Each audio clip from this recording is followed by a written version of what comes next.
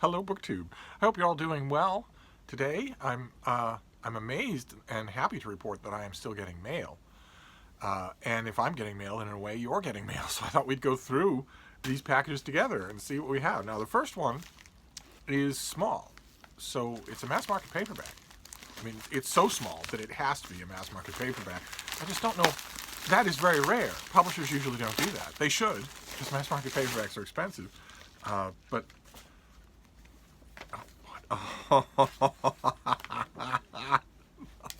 well, this isn't from a publisher. This is from one of you. I just wanted to send you a small token of my appreciation. You have brought so much joy into my reading world. Well, not as much as you brought into mine. What have we got here? Oh, oh man. Okay, bless you.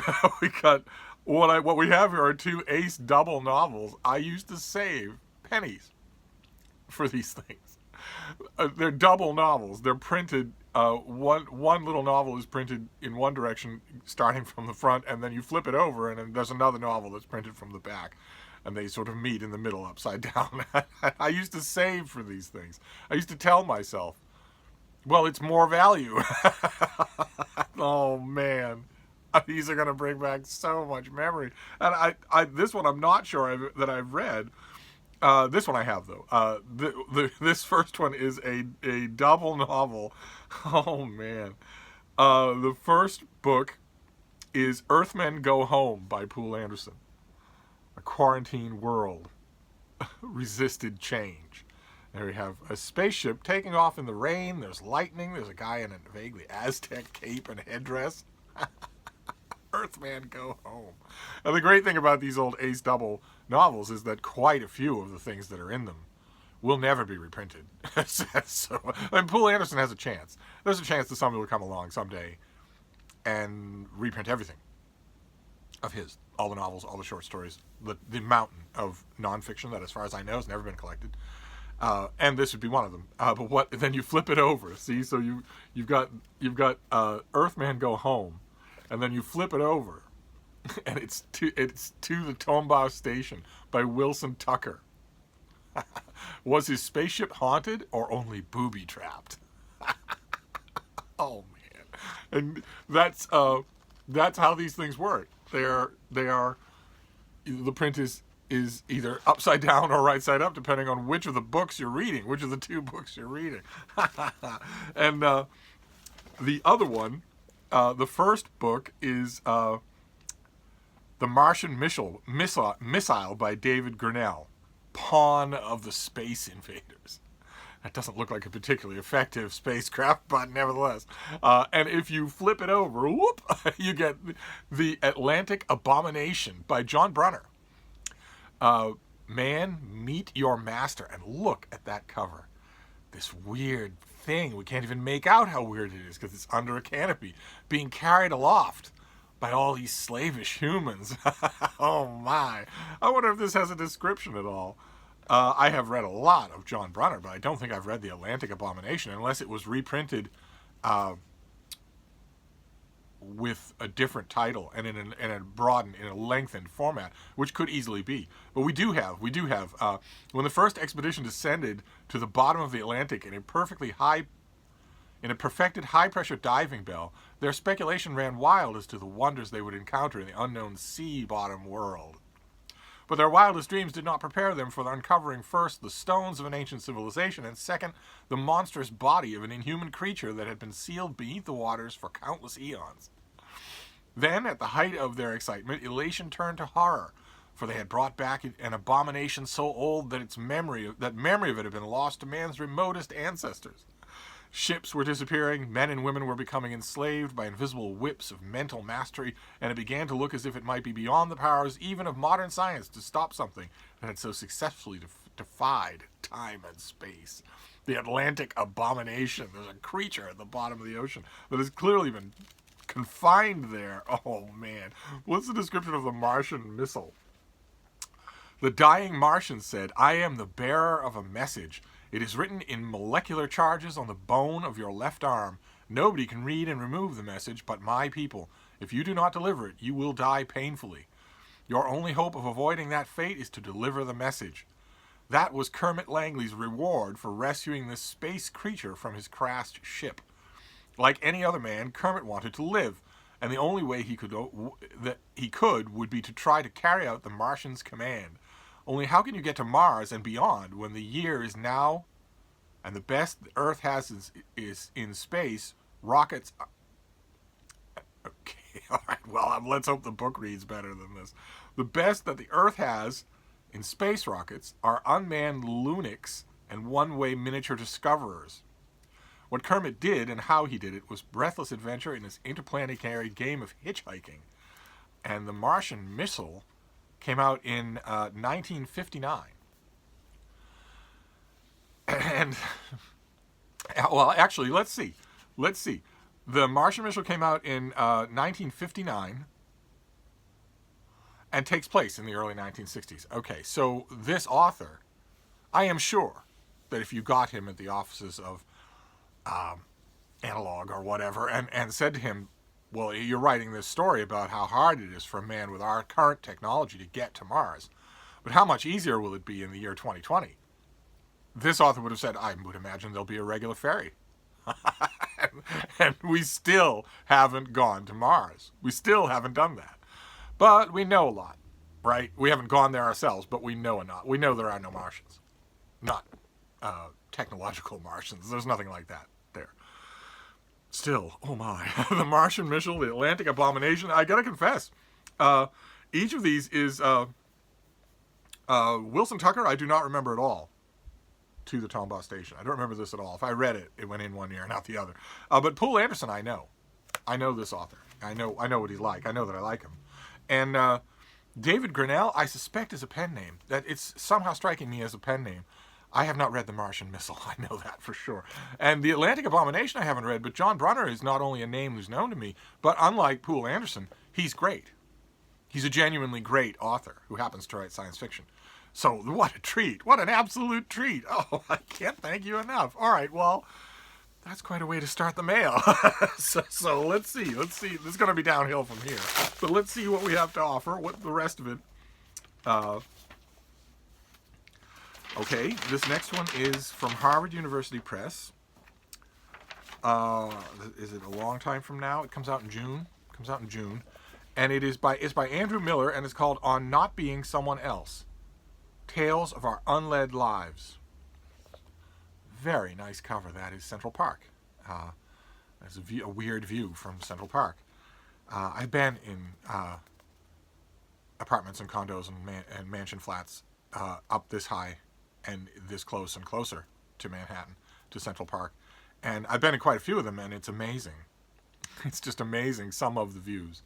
They just come up on you out of nowhere, and they really are. I mean, these people they're paying a huge amount of money to live there, but it's an amazing experience. You would never catch me dead living that high off the ground. No way. But visiting.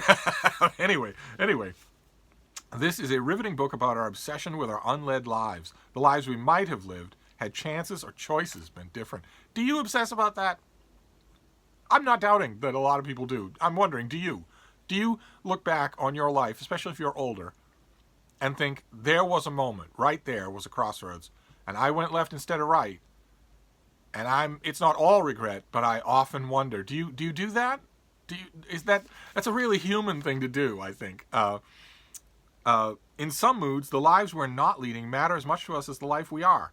Looking back at our past, we see roads untaken, chances unforsaken, paths down which possible futures once beckoned.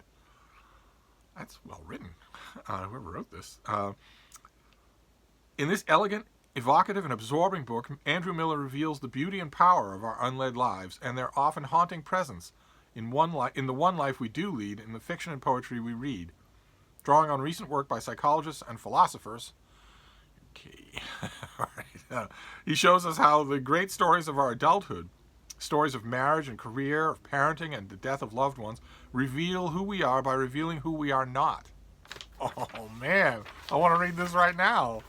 But it's a June book. I can't really justify it, can I? Well, let's see what the rest of this mail haul has to offer. because I've got a John Brunner novella here, and that is a pretty strong prerogative right there. But now this also is a pretty strong prerogative. Let's see what other candidates we have in this thing for immediate reading. Before I go making up a TBR right here on the spot. Let's see. Okay, so the next was also from Harvard University Press, and this is a finished copy of Sai Krishna Bangalore Prakash's book, The Living Presidency, an originalist argument against its ever-expanding powers. So we saw this. We saw the advanced copy of this. This is a June book too, I believe. Oh no, this is late April. So it's coming up. A constitutional originalist sounds the alarm over the presidency's ever-expanding powers, ascribing them unexpectedly to the liberal embrace of the living constitution. Accompanied by hand-wringing from both major political parties, the power of the American presidency has expanded dramatically over the past 75 years. While the reasons for the imperial president are many, an essential but unexamined cause is the reverence for, quote, a living constitution, which explicitly and implicitly encourages a living presidency. Modern presidents, abetted by the founder's weakness for a monarchical president, have repeatedly claimed exigencies requiring increased powers, usually to the injury of the other branches of government and the Constitution itself. And this author would like to reverse that, and so would I. I don't think it's going to be reversed, because if you look at history, if you look at any kind of broad-based, parliamentary, vaguely representative governmental system, over the course of the last 17,000 years, you can see an almost universal, almost ironclad, almost timetable accurate tendency of those systems to devolve into autocracy and then absolute monarchy, and then be broken apart by external forces. But in almost all of those cases, almost all of them, attempts by the other branches, the other once coeval powers in the governmental structure to regain enough power to prevent that always come too late. Always, it's because you have politicians and bureaucrats and courtiers playing a short game instead of a long game, thinking, well, I need this president's approval. And that's why this stuff has happened in the last 75 years, because lawmakers who want to be reelected need the bully pulpit of the president to help them, or think they do. And so they are willing to kowtow. You'll do me a favor in exchange for me not being out of work 2 years from now, which is, the essence of a short game. Still, I wonder what this was. This will be actually now that I have this thing. This is late April. Now that I have the finished copy, I don't have to wonder. I can simply go to the index in the back and see whether or not this is a Trump book. William Howard Taft has 2 mentions. Donald Trump has 10. Okay. Well, we shall see.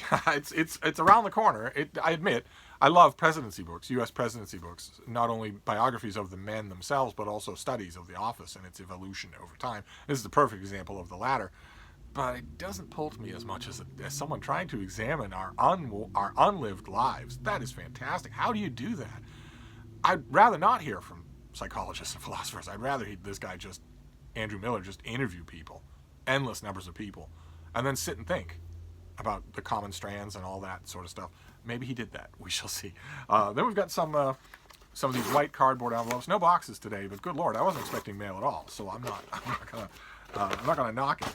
Okay, this next one's from Farrar, Straus and Giroux.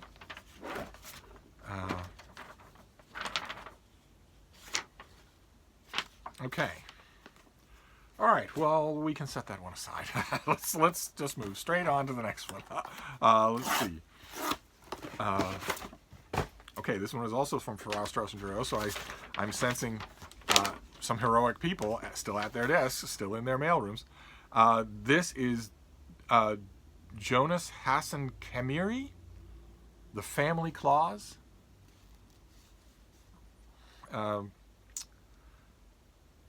It's the author's new novel, translated from the Swedish by Alice Menzies. So another translation. This is another work in translation, in an endless stream of them that we've had in 2020 so far. Very cosmopolitan year. Good and bad. In good and bad reasons, a very cosmopolitan year. The author is one of Sweden's most celebrated writers. Okay, those of you in Sweden, I know that I massacred this poor guy's name, but that's because he didn't have the good grace to have an Irish name. It's St. Patrick's Day, after all. But you tell me, what do you think of him? Is he well known? Is he a literary presence in the country? You have an extremely literate country. Do you know this author? Let's see. His inventive, shape-shifting fiction, by turns playful and provocative, intimate and explosive, has won numerous awards, including Sweden's highest national literary honor, the August Prize. And it has been translated into more than 30 languages. One of the most original voices among the social media savvy, politically engaged new vanguard of artists in the 21st century. Good Lord, is this author young? Camiri also draws international attention when Dear Beatrice Ask, his open letter to a Swedish politician protesting a stop-and-frisk-esque anti-immigration policy, went viral across the globe. Okay, I don't have any idea. Well, anyway, okay, this book centers on a single, messy, squabbling, loving, ordinary, modern Stockholm family. A young accountant drifting towards a crisis of identity during a year-long paternity leave, his girlfriend, a strong-willed union lawyer and the family breadwinner, who has begun to question whether their relationship will last, his sister, PR entrepreneur privately grappling with an unspeakable loss, and their family patriarch, a kvetching, hypochondriac, guest-offending, bad joke-telling, grandchildren-delighting grandfather who visits from abroad every 6 months in order to retain his Swedish residency. As the novel opens, each character stands on the brink of momentous change, and into this precarious state of affairs marches the grandfather, not yet realizing that this particular visit may end them all. That sounds kind of good. I don't think I've ever read this author before. And now I'm curious to know. This comes out in June. This comes out in early June, and I'm curious to know if any of you have encountered this author. Jonas Hessen Camiri. Is that Jonas Hessen Camiri? I don't know. I don't know. And then we'll do this last one, and then we'll be done. Let's see here. So if I am in the active task of creating a TBR for tonight, then there are a couple of things that stand out here. So, okay, this is a finished copy from Farrar, Straus & Giroux. So we had just a couple of publishers. I don't know if this is just people working out of home with still people in the mailroom, or if there are a few people at their desks. I don't know. But I think we saw this already. This is by Dahlia Sofer, and this is Man of My Time. It's a novel called Man of My Time.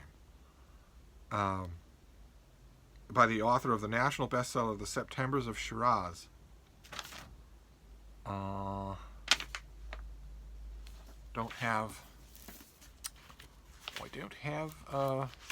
any description on the sell sheet. But the book is set in Iran and New York City. This is her second novel. Man of My Time tells the story of Hamid Mozaffarian, who is alienated from himself as he is from the world. After decades of ambivalence about his work for the Iranian regime, Hamid travels to New York, where he encounters his estranged family and retrieves the ashes of his father, who was cremated despite his religion, to honor his dying wish to be buried in Iran. Tucked into a mint tin in his pocket, the ashes propel Hamid into an excavation filled with mordant wit and bitter memory of his lifetime of betrayal, and prompt him to trace his transformation from a precocious boy in love with marbles to a man who, on seeing his own reflection, is startled to encounter an exquisite, indignant creature. Wow. Fantastic. Okay. It feels to me like this should be... well, no, the author was born in Tehran, but she lives in New York City. It feels to me that just something about that gives me the feel that this should be a working translation too. But I guess it's not. Okay, so this comes out in mid-April, so a month from now. It's right around the corner, and it sounds interesting. Actually, so does the Family Clause. But none of these things compete. so if I am forming partial TBR here in my mind, and I am, mail halls tend to do that. I've grown accustomed in the last couple of years. In fact, I've grown to like it, leaving that element of uncertainty in the morning for what the evening's reading is going to be once I turn into a pumpkin at midnight. And I've grown to like the idea of leaving a slot or two open, leaving some room there for a book or more than one book to push its way right to the front. It feels very engaging to do that. So we have a novel, A Man of My Time. We have a novel in translation, The Family Clause. We have a study of the United States presidency, the living presidency, and this study says that the growth in uh, tendency towards autocracy is actually as much a fault of the branches of government that are giving up the power as it is to the branch of government that is eagerly sucking it up. I shouldn't have let this one go so long, and it tempts me, but nothing tempts me as much as these last two. So I think these will go to the front of the list, even though this is a June book. On Not Being Someone Else sounds just too fascinating not to read. I mean, it's a study of the lives we didn't lead. That is just fascinating. And then I have these things, gifts from one of you, two ace double novels, and one of these maybe I won't do both. But what I'm thinking of doing is The Atlantic Abomination and Earthman Go Home, the two authors that I know. So maybe I should resist that. I've never read. I think I've read Earthman Go Home, but I don't think I've read The Atlantic Abomination unless it was repackaged as something else. I'm tempted to do that, so maybe I should do the opposite. Maybe I should read the two authors that I don't recognize. But one way or another, I will be spending time with those ace double novels. So thank you very much. You know who you are. And I think I will read the June book now, even though it's unforgivable. I have March books that I will read as well today, but I think I'm going to put that at the front of the list. So I'm going to wrap this up for now, but I'll be back. Thank you, BookTube.